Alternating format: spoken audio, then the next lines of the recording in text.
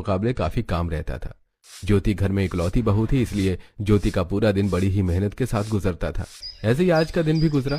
ज्योति ने सभी के कामों को एक एक करके सुना और सभी अपने अपने कामों पर जा चुके थे और नंद भी कॉलेज चली गई थी और अब बस ज्योति ही थी जो अपनी सास के साथ घर में थी। अच्छा हुआ जो सभी चले गए। अब कुछ देर को राहत की सांस लूंगी। राहत की सांस तो तू बाद में लेना, पहले मेरी बात को सुन। देख सारे घर में कितनी धूल मिट्टी दिखाई दे रही है और पर्दे वगैरह तो देखने से ही कितने चीकट हो गए हैं। चल आज तू एक काम कर, घर के सारे पर्दे और चादर इकट्ठी करके धो डाल। माँ जी सारे पर्दे और चादर आज ही धोऊं? मेरा मतलब है माँ जी की सर्दी हो रही है, मैं थोड़े थोड़े करके धो दूंगी सारे कपड़े।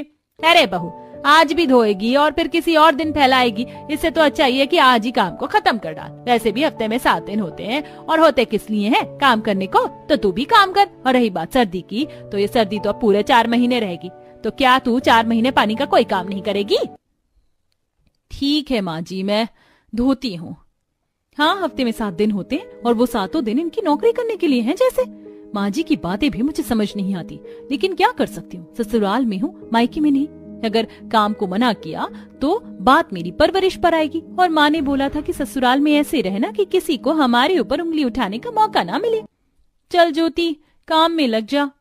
ज्योति ने ऐसे बोलकर घर के सारे पर्दे, कालीन और चादर वगैरह इकट्ठी कर ली और उन सभी को इकट्ठा करके वो सभी चीजें मशीन में धोने को चली गई थी कि तभी अरे अरे बहू क्या कर रही है? ये चीजें मशीन में धोई जाती हैं क्या, जो तू इन्हें मशीन में धोने को लाई?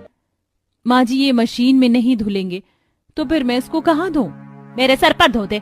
सही है बेवकूफ, ये रोए वाली चादर और पर्दे वगैरह सारे रेशमी हैं। इनको मशीन में धोकर तुझे इनकी सुंदरता को खराब करवाना है? इन पर्दों को तो तू टब में भिगो जा सर्फ का पानी बनाकर, और अब बचाए कालीन तो तू इसको छत पर लेकर जा और इसको छत पर बिछा कर धो दे। समझ आया? ठीक है माँ जी। हद है माँ जी, दिसंबर का महीना लग गया और सर्दी हो रही है और ऐसे में मेरी सास मुझसे छत पर कालीन को धुलवाना चाहती है। हद है।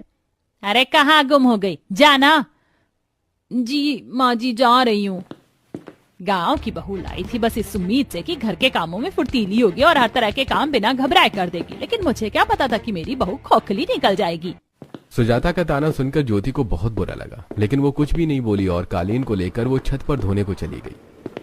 हे भगवान कितनी ठंड है, बाहर तो कोहरा हो रहा है, कुछ ठीक से दिखाई भी नहीं दे रहा और ऐसे कोहरे में मुझे यहाँ कालीन को धोना है, सोच कर ही ठंड लग रही है।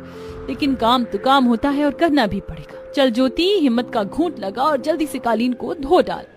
ज्योति ने हिम्मत नहीं हारी और उसने छत पर कालीन बिछा दिया, जिसके बाद उसने उसे गीला किया और कपड़ों को संभालते हुए वो कालीन को धोने लगी। बड़ी सर्दी लग रही है, लेकिन क्या करूं?